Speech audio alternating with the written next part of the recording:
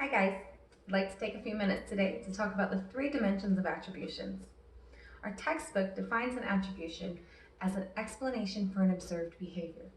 In other words, the reason why a person acts a certain way. When we apply attributions, our perceptions of a person are influenced by these three dimensions. The first is called locus, and you can remember this by simply remembering the first three letters of the word location. Now, this doesn't refer to your physical location, but rather whether the cause of the behavior is either inside, like a personality trait or characteristic, or outside of a person, like an external force that caused it. One example of those characteristics could be a preference for leisure over work, especially if paired with a characteristic lack of discipline. Let's say you've turned in an assignment late. The locus of the attribution for that behavior is within you if you chose to play video games instead of study. But imagine that the week of the assignment, you were involved in a car accident that put you in the hospital for that week. This has nothing to do with your own personality. It was entirely external. So in this case, the locus of the attribution for your late assignment is outside or external. The second dimension of attribution is stability. And this refers to how easily the attribution can be changed. If it's permanent or semi-permanent, it is considered stable. But if it can easily vary or is temporary, it's unstable. We can take a look back at our homework assignment. If its lateness is attributed to your lack of discipline and your choice to spend your time on those video games, it's not only an internal attribution, it's also an unstable one because that behavior could easily be changed by reevaluating your priorities.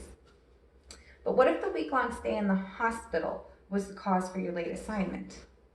Even though you can't easily change the speed at which you recover, this external attribution would also still be unstable since it is temporary, and once you've fully recovered, you should be able to jump back in and get back on track with your schedule.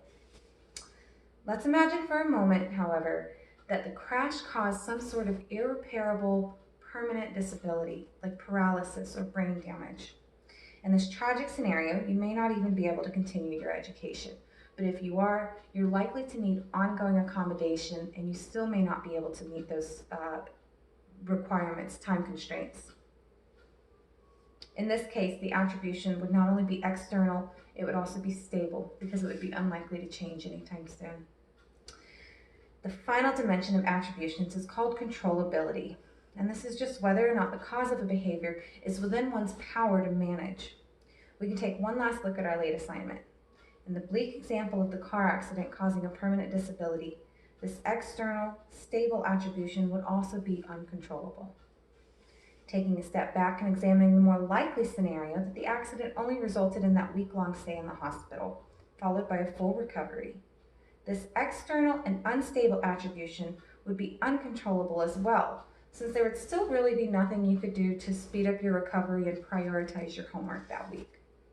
But if the reason your assignment was late was simply your own lack of discipline when you chose those video games over your studies, this attribution would be an internal, unstable, and completely controllable one. So you can see the dimensions of an attribution bear a lot of weight in how we're perceived and how we perceive others. But not every combination of the three is so easy to predict without direct confirmation.